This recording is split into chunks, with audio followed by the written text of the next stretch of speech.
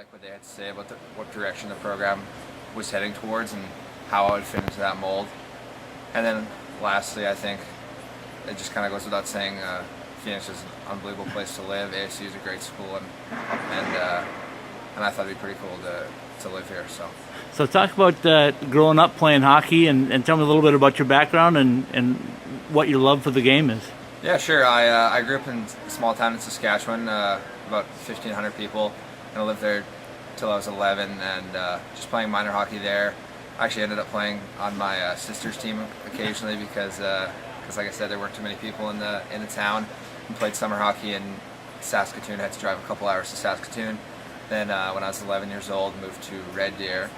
My family did, and then began playing higher level winter hockey, playing AAA up, and then from my Red Deer minor, signed with the Spruce Grove Saints. Played there for 3 years and was lucky enough to win a championship my last year there, and then committed to UMass Lowell. Went there for a year and then decided to transfer here to Arizona State.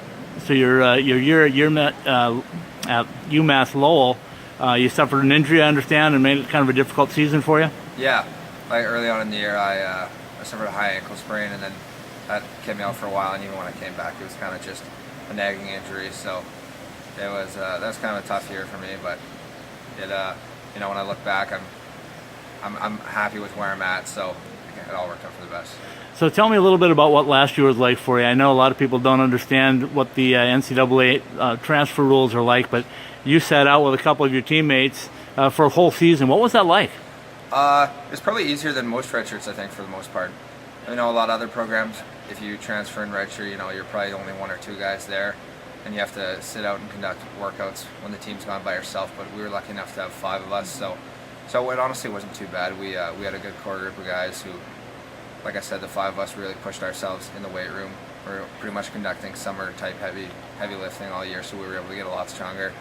And then we got a ton of practice reps too. So it certainly wasn't a wasted year. We like I said, we had tons of practice reps in the weight room. So we definitely improved our game just from enabling good habits. Let's bounce back just a year or two. And how did the procedure go that got you to Arizona State? What happened? Who made the first call?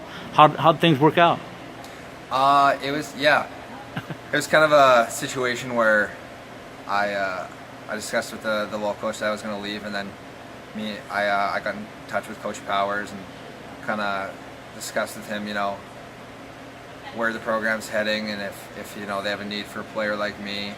And then I kind of had, another a backup plan where I was considering, going back to Canada, go to school and play hockey as well. So, and then from there we just kept in touch and, and kind of worked out the details, and then eventually something materialized once I officially got my release from Lowell. So it was good timing, I think.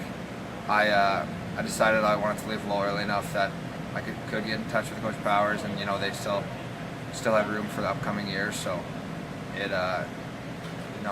worked out pretty well. So what did you know about Phoenix? Had you been here before? Did you have any idea what the Arizona desert was like? I'd never personally been here before, but I mean it's a big vacation spot for Albertans especially. So I know my parents have been here many times. My sisters even. So it's although I hadn't been here, I knew what it was all about. So when I understood, it's pretty nice place to live. So your friends back home, were they going like, "What are you doing, man? You're Canadian. Yeah. You're coming to Arizona to play hockey"? Did anybody give you some kind of strange looks? No. Well, to be honest with you, I remember when ASU declared Division I, and there's always those jokes made that everybody's in the country is going to want to go there, and at the time I didn't really give it any thought, but it's a pretty desirable place to go to play hockey, and I know a lot of my friends are pretty jealous. So tell us about the motto here is "Be the Tradition," and you're being obviously the first captain of the NCAA full schedule team. What does that mean to you? It's huge. Like I said earlier, that was one of the things that attracted me to come here is to be able to be that tradition. I think we have a responsibility to put in good habits and guidelines so that we can establish right now what direction we want the program to move in, because we're not going to settle with being a mediocre program. We want to climb the ladder and be the best as soon as possible. And I think we do have a responsibility to kind of set that groundwork in place so that when you look down the line in 5-10 years, when ASU, I think undoubtedly will be a college hockey powerhouse, you can look back and say this is kind of where this is where the culture began. So tell me a little bit about the first game coming up for you, the first real collegiate game for ASU when you guys get to South Bend, Indiana. A pretty tough program at Notre Dame. Are there butterflies yet? Anything new and exciting happening in your life before that? No, not yet. I know. I mean, we've had that game circled.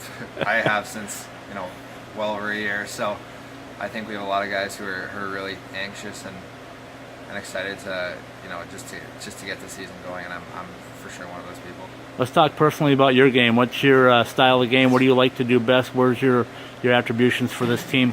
I like to consider myself, like a really good two-way guy. Myself and two of the other guys play junior Spruce Grove, and they've had a lot of success, preaching a defense-first type of system. So that's kind of ingrained in my playing style. It's kind of take care of the D zone before you move forward to the O zone. So I like to consider myself, a really good two-way forward who can contribute offensively. I like to play with guys who can, who play a fast-paced game and can attack off the rush and use our skating. And along with that, I'm not afraid to go to the hard areas and try and get those gritty goals and block those shots if necessary for the team.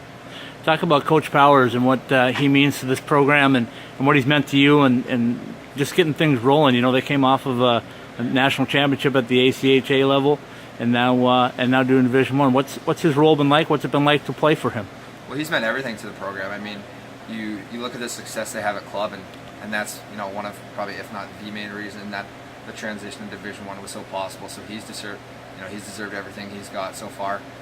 He works tirelessly, and I think the best part about his personality, in my opinion, is his approachability. He's your coach, but he's also your friend. I don't know if I've played for a coach that's easier to talk to on and off the ice. So he really makes you feel comfortable as a player, and I think that's really important for players to feel comfortable and loose, and then just at the end just focus on their game. So tell me, second to the last question for you here. So tell me a little bit about your role as a captain on this team. What do you have to do, or what's your leadership style? My leadership style, I would say, sometimes I can be vocal sometimes when necessary, but I'm not gonna hoot and holler all the time. I try to, actions speak louder than words, so I try to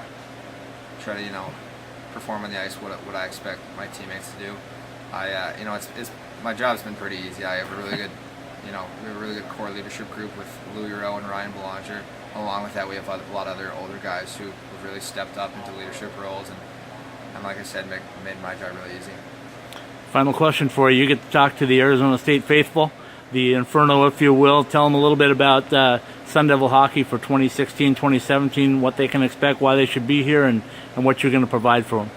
Yeah, guys, it's going to be an exciting year. We, the program's come a long way, and we're very excited to get going. We're really happy with the team we've put together so far this year, and we're pretty confident that we can not only compete, but have an excellent chance of winning no matter who we're playing against. So we hope you guys can come out and join us, and we appreciate all the support we've gotten from you so far.